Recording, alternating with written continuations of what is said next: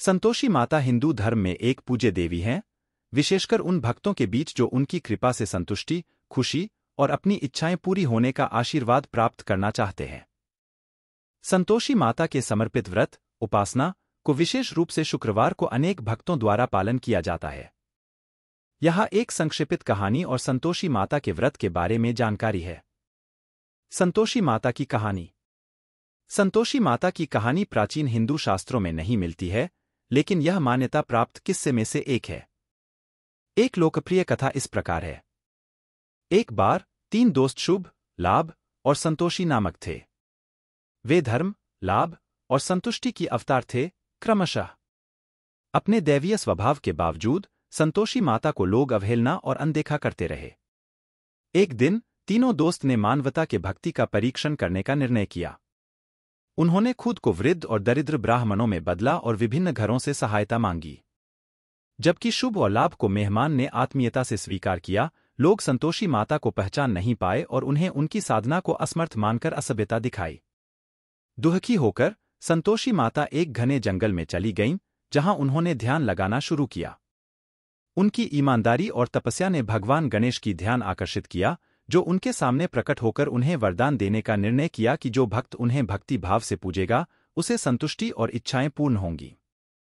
संतोषी माता की दिव्य शक्तियों की खबर फैली और लोगों ने उन्हें बड़े श्रद्धाभाव से पूजना शुरू किया। शुक्रवार को संतोषी माता के समर्पित व्रत ने उनकी पूजा के लिए एक महत्वपूर्ण रूप से मान्यता प्राप्त की। संतोषी माता का व्रत। संतोषी माता का व्रत एक महत्वपूर्ण आचरण है, विशेषकर शुक्रवार को। भक्त उनकी कृपा की प्राप्ति के लिए उपासना करते हैं। सामान्यतः इस प्रक्रिया में निम्नलिखित कदम शामिल हैं। व्रत की तैयारी। भक्त अपने घरों की सफाई करके स्नान करते हैं। वे साफ और ताजगी वाले कपड़े पहनते हैं। व्रत कथा। संतोषी माता की कहानी या कथा को पुनः पढ़ा जाता है, जिसमें उनकी कहानी और व्रत की महत्वपूर्णता की जानकारी होती है। उपवास। भक्त दिन भर उपवास करते हैं, निश्चित आहार से बचते हैं और नकारात्मक विचारों और क्रियाओं से बचते हैं। पूजा अनुष्ठान। विशेष पूजा की जाती है, जिसमें चने और गुड़ का बलिदान संतोषी माता को अर्पित किया जाता है। कुछ भक्त अन्य फल जैसे केले, नारियल और अन्य फलों का भी बलिदान करते हैं। आरती। आरती की जाती है, ज्यामिति और भजनों के साथ, जो संतोषी माता को समर्पित होते हैं। प्रसाद वितरण। पूजा के बाद प्रसाद तैयार किया जाता है और परिवार के सदस्यों और दोस्तों के बीच बांटा जाता है। उपवास तोड़ना। उपवास को सामान्यतः शाम को पूजा के बाद तोड़ा जाता है, जिसमें भक्त सामान्यतः एक साधारित भोजन करते हैं।